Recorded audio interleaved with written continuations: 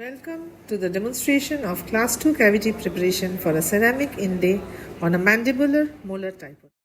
In a clinical setting, a rubber dam is essential for moisture control, visibility, patient comfort, and to maintain disinfection. The first step is preparing the outline form.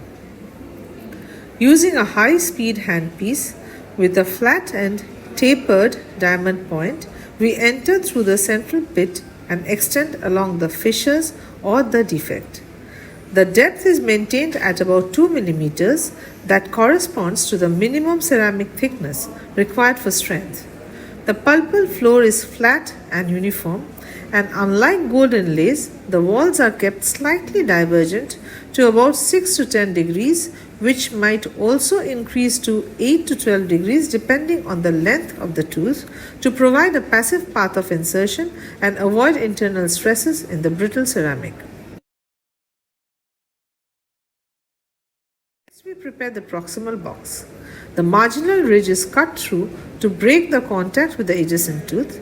The gingival floor is placed about 0.5 mm above the gingival margin, and the clearance on the buccal, lingual, and gingival sides is about 1 mm to allow proper access for finishing and impression making. However, most of the times, the extent of the tooth preparation depends on the extent of the defect, whether it is carious or non-carious. The axial fall follows the contour of the tooth and is flat, with rounded internal line angles to reduce stress concentration in the ceramic. Unlike metallic inlays, bevels are not placed on ceramic preparations. Cavo surface margins are prepared at 90 degrees, forming butt joint to strengthen the ceramic at the margins and prevent thin, friable edges that can fracture under occlusal load.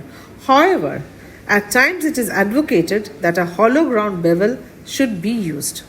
Thus, to check the dimensions again, the occlusal depth is approximately 2 mm, the isthmus width is at least 2 mm, the gingival floor is 1 to 1.2 mm wide, axial reduction is 1.5 to 2 mm. All line angles should be rounded, all margins smooth to optimize scanning or impression accuracy.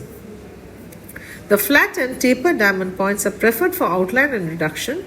Fine grit finishing diamonds are used to smooth the wall, and hand instruments such as enamel hatchets may be employed for refining margins. Finally, to touch on the processing techniques, once the preparation is finished, an impression is made or an intraoral scan is taken. The restoration can be fabricated by two principal methods: the conventional lost wax and heat press ceramic technique, or CAD/CAM milling of a ceramic block.